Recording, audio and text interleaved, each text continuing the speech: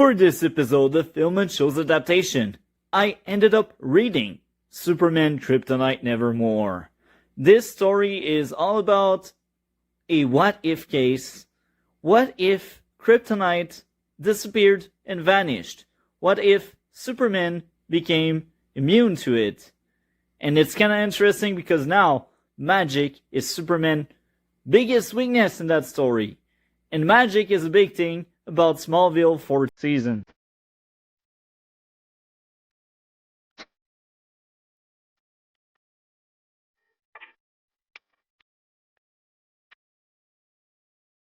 And I am live talking about Smallville Season 3 and 4. This is my review for Film and Show's adaptation.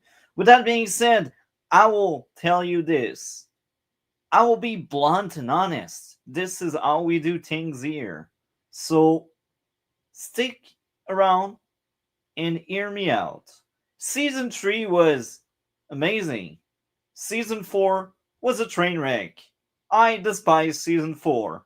So you are advised, you are warned, I will spoil the entire thing, and I will be brutally honest, as one can say.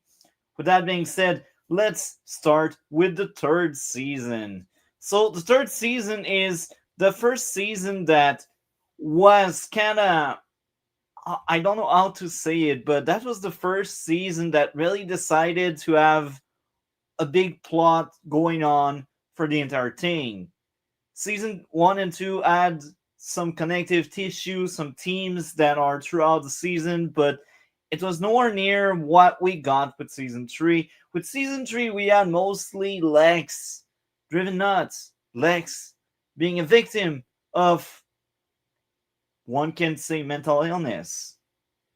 That was the big idea of Season 3. We also had Adam with the substance that kept him alive despite him being dead for months.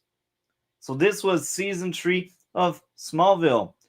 Now, let's get into it with my top 3 episode and my worst 3 episode for that season. So my worst 3 episode are the following. The worst episode that season is episode 9 for me, and I know it's a very hot take because I know it's quite a popular episode that many people enjoy. And I will tell you this. The big thing I don't like is, once again, Clark loses power. Once again, outside of like one big moment being when Lex get electrocuted and he changes, outside of that one scene, most of that episode is actually filler. It's kind of sad, and each time Clark loses his power, I just cannot stand these episodes. Maybe I'm crazy, maybe it's just me, but that's why episode 9 is my least favorite in that season. Now, my second least favorite was episode 16, and I gave a 6 out of 10. I wasn't a fan of that one. Now, my third least favorite episode in season 3 was episode 7 with a 6.5 out of 10. So these two episodes, they really made me feel like we are back in season 1 and 2. Season 1 and 2 are some of my least favorite episodes in the entire series, to be honest. Season 4 is the worst thing. That show Bert, or I don't know how to say it, but season 4 is a disaster. I cannot stand it, but like season 1 and 2, they come close. 1 and 2 are weak points. And that's another odd take because from the room I've seen from many people, 1 and 2 are solid. These are some of the fan favorite season. It's just not mine. So, with that being said, I shared my worst 3 episode. Let's get into my top 3 episode in season 3. My favorite episode in season 3 was the first episode with a 10 out of 10. It's then followed with episode 14 with a 10 out of 10. And episode 17 with another 10 out of 10. So you see there's a trend. The episode I didn't like, there's one I skip always, and that's episode 9, and there's the other 6s. And once we get into the top three, we get 10 out of 10 stuff. Like episodes like Pariah and Recruit are so good. They are unique. They are something else. They are a time capsule because that kind of stuff only happens in the early 2000s, like when they did the third season of Smallville. Now let's get into my issues with the entire season.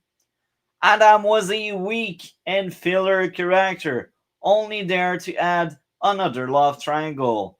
It's the idea with Smallville in the early season and even later they still have that thing going on, but they enjoy love triangle because Disney, because the series doesn't want Clark and Lana together. They made it clear, right?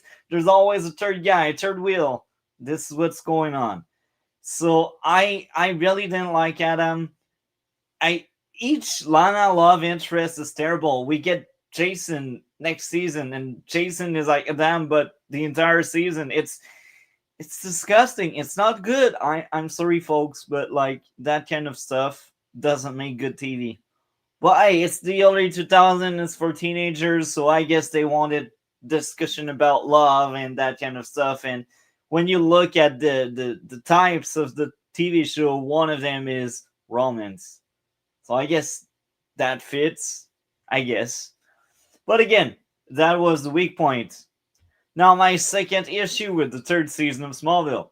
The pacing wasn't great because we only spent one episode and a half in Metropolis, one episode in Belle Reve.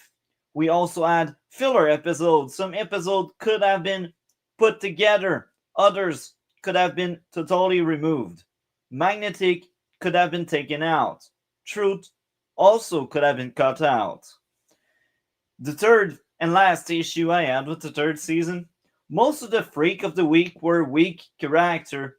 This included the FBI guy that was after Clark's secret at some point in the show, and I feel like he was just introduced, so we have a send off for Pete. No more Pete in season 4.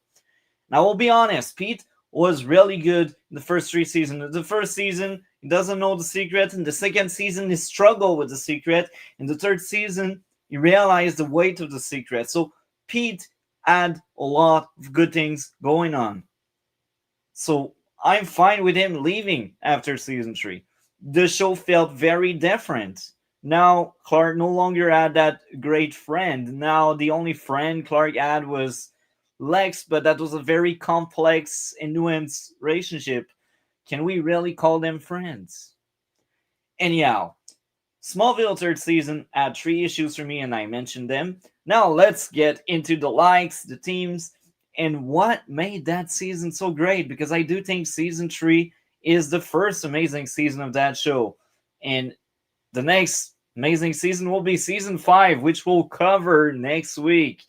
So let's get into the good stuff about season 3. I think there was a very nice theme of mental illness through many different forms and stories. Lex losing his mind because of build-up trauma. Lionel thinking about his ending his own life. That's dark for a TV show for teenagers.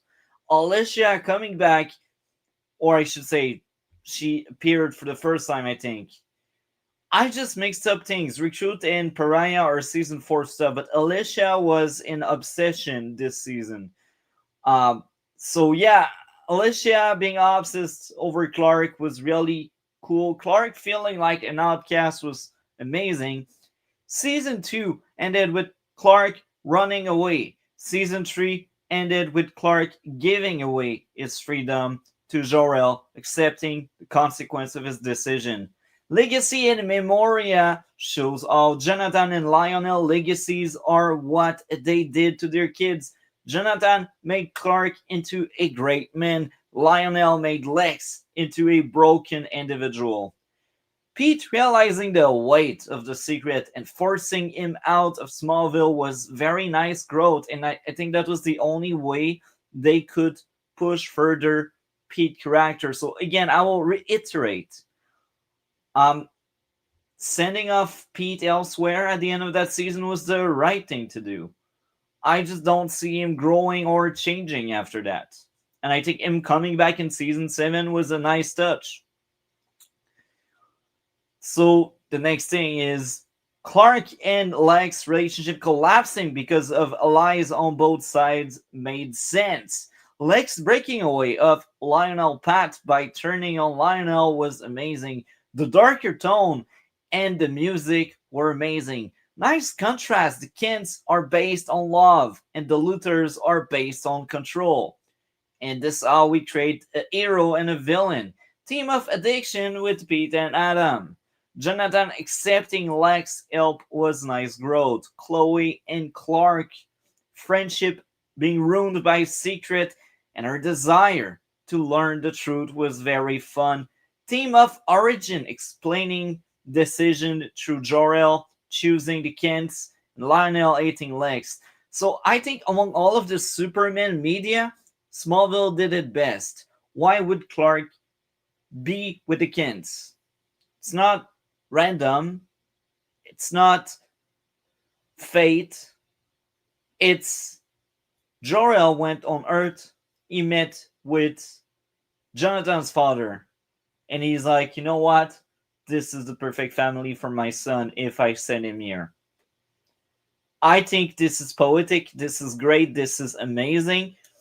This aspect to the mythos they added in Smallville was amazing. I don't have any other word. I wish more Superman movies were like that and told that kind of story. It's very fun. Now, I don't have a lot more to say on season 3. I think season 3 is a great start for the show, and it told what the future could look like. This season wasn't filled with filler. This season had great character moments and great growth. It was a very important season for the rest of the show. It gave the tone because later in the show went really dark. So, yeah, I will give season 3 a 9 out of 10, which is respectable. It's a great grade in my books, and as of right now, as we are recording this, season 3 is the best we had, but watch out because later seasons, I have the hot take to say later seasons are better if you forget season 4 happened. Speaking of season 4, we will get into it. Season 4 is a train wreck. I despise season 4. Each time I rewatch, there are so many episodes I skip. Season 4 is not good. Season 4 have great elements, but it also has awful elements. So before I get into my notes, my issues, my top 3 episode, my worst 3 episode, let's say something. Side note number 1. As much as there were many amazing episodes like Run, Pariah, Recruit, Scare, Lucy, Commencement, we also had awful episode. Facade had a great message, an idea, but the episode itself was unwatchable. The same goes for the episode Forever, Spirit, Devoted, and Spell. They were unwatchable episodes. As much as Transference had great acting, I think they poorly executed the idea, and I find the episode unwatchable despite its interesting premise. And I know this is a fan favorite episode, Transference. I just cannot stand it. I always skip it. That's another case where they did their job, and I think the idea was cool. You watch it once, you're like, oh, I get the gimmick. I don't think I need to go back and watch it again. And it's a bit unfortunate because again, that episode had a key moment, a very important moment where now Lionel is cured of whatever disease he had. I don't know how that works, but magic is in that season, so I guess that's magic. Now, my second side note before we get into my top 3 episode of season 4 and my worst 3 episode of season 4. Let's cry or laugh about that. Lana is 18 years old and she most likely experienced more trauma than anyone else would in their entire life. She lost her parents. Almost every week someone tries to take her life. A witch took over her body. She ended someone in life in self-defense. She got into a helicopter crash and she met aliens. So traumatic. Again, let's laugh or cry about it. I always make that comment when I watch the ending of season 4. I'm like, wow, I'm glad I am not her. And hopefully my sister won't be like her. It's so tragic, really. So these are my side notes. Now let's get into my top 3 episode and my worst 3 episodes. So the worst 3 episode, episode 4 unwatchable, episode 8 unwatchable, episode 21 unwatchable. Now it's kind of funny because the 3 episodes I just mentioned, I always skip them because I know they are bad. The other very funny part is I really tried Spirit. You know when Chloe is taken over by a dead ghost, whatever. That episode was even worse than the most recent watch I had. I had regrets. This episode is added to the list of the ones I will always skip. I really wanted to defend that episode, you know. I really wanted to, but no. It's awful, and that reflects very well what went wrong with season 4. Now, the top 3 episodes are magic. They are amazing. It's episode 5 with Run, episode 12 with Recruit, I believe that was Recruit, and episode 13 with Pariah. So I really enjoyed this episode, and yeah, I guess now we will get into my issues with season 4 because again, I do think that season is the worst the show had. And let's be honest, we can praise something, but we can also criticize something and remaining being a fan and enjoying that product for what it is. So let's get into the issues. My first issue was Jensen was a weak character. And nothing against the actor. I think the actor is doing good job considering the awful material he is given. My second issue, Genevieve was another weak character, and now we are like both villains of that season are just really bad. This is a flavor of that season. So this is season 4 we are talking about right now. My third issue with season 4, most of the episodes in this season were filler affecting pacing. And I think one of the big idea they had is season 3 was very serious. It had a storyline that lasted for the entire season, or almost. So let's switch up things. It's the final season in high school. Let's make it like season 1 and 2. But season 1 and 2 were good, and 4 isn't. So, my fourth issue, most of the Freak of the Week were weak. That's a trend with the show at that point. Dialogue didn't age well. That's my fifth issue.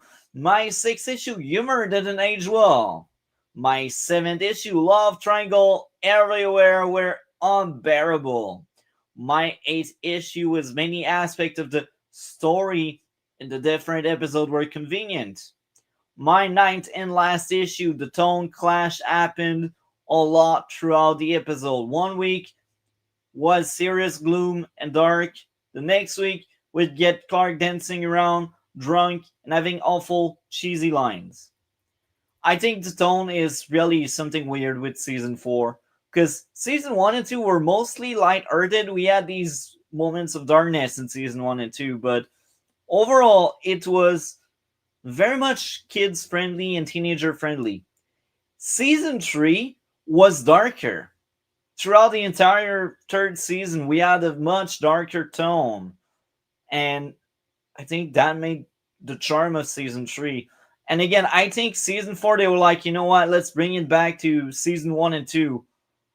But it's a follow up to 3, and they deal with darker stuff. So you get a mash of ideas where, again, one week you got funny stuff dancing around, the other week we have like trauma and like being scared of stuff. I think they just don't mash well together. It doesn't work. I'm sorry. It's a tone clash there. Now again, season 4 is a disaster, but but let's defend it just a little bit. Let's mention the likes. Some of the episode so far happened, bringing future amazing recurring cameos like Bart. We also get great Freak of the Week back with Alicia for 2 episodes. Lois Lane was an amazing addition to the cast. Chloe finally getting to know Clark's secret was amazing. Jonathan and Martha, as usual, they're solid. Acting of the main cast was cool. Some of the gimmicks, like Transference episode, were okay. I didn't like Transference, but the gimmick again is interesting. I admit it felt cool and refreshing to have season long storyline with the quest of the stone. So I think season 4, despite its sins and despite not being so great, the quest for the stone was probably the most interesting part because it tried to connect the episode together in the middle of so many filler crap. I'm not saying it's the best storyline. I think the idea is very good. Have season long storyline.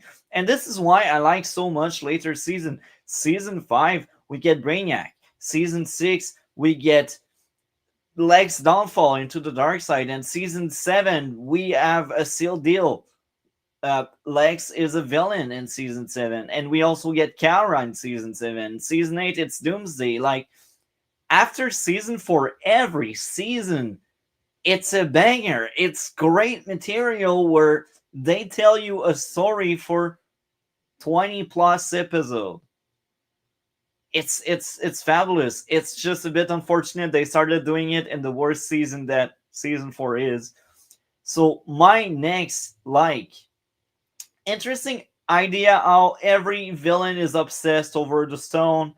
Lex arc into slowly becoming a more great character was nice. His friendship with Clark Illing was cool, and that's just before the break. Just before they're no longer friends in season 5. Lionel arc from bad to good and good to great-ish was amazing because he tried to turn a new leaf that season. I think this was probably one of the best season Lionel. It really launched Lionel into not necessarily a redemption because you cannot redeem him really. He is an awful dad, and even when he is somewhat of a good guy, he still does like shady things and shady deals. Um, Clark arc into realizing it's unfair for him to do football was cool. More growth. He tries to listen to Jor-El by collecting the stone. The next thing, Lana being poisoned by other people's lies made sense. Team of growing up was nice despite the likes. This season overall was a very hard sell.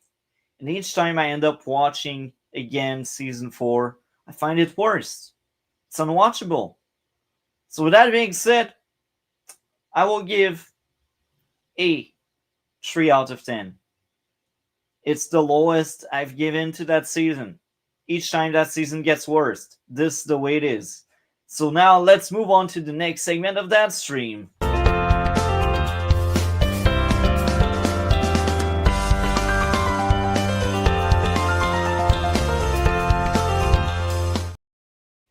So, the source of material. I will repeat some of the things I've said in the previous stream of Live in Shows Adaptation where we talked about Smallville. There's no comic that's really about Superman growing up. We had like some issues, some stories where it's Superboy, it's not Superman, and they were cool, but they were nothing like the show Smallville. So I'd say season 3 is an 8 because the characters, they feel like their comic counterparts. There's just no storyline that's really like the comic. Now, season 4, despite my 8s, my gripes, the dislike, the awfulness of season 4, I think it's a somewhat superior adaptation of the source of material. And the thought process behind that is, well, we got Lois Lane, and she's very important. She's there in most of the comics. She was there from the 30s, before even Lana was a thing. So seeing Lois coming to season 4, She was one of the best parts of season 4, but just her addition really makes it feel like a Superman TV show. Really. She is a key factor. She's one of the most important character to the Smallville mythos, to the Superman mythos. So just because of that aspect, just because they added Lois in season 4, I will give season 4 as an adaptation a 9. I think it's a rock solid adaptation of the Superman lore. I I think later season they are even more accurate, but that specific season, it's a plus. Great adaptation.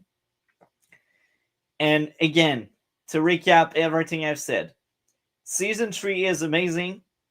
It's somewhat of a lesser version of the comics. Season 4 is awful, but it really feels like comics. So I can't forgive season 4 for being that terrible. Now let's move on to the outro because I don't have a lot more to say. I think that was a very fun discussion we had on Smallville season 3 and 4. This is the outro now. Next Friday, the Friday that comes, like in 3 days, we have a stream about politics as usual. Yeah, we moved the one from Saturday to Friday this week. Next week, Monday, I will be talking about a movie that comes out Friday. I don't know yet what, but I know there's new releases this Friday. Next Tuesday, Smallville season 5 and 6. Green Arrow is coming, Brainiac is coming. These 2 seasons are amazing. So this is next Tuesday. We talk about Smallville season 5, season 6. With that being said, I am out. Thank you a lot for watching. Have a great night.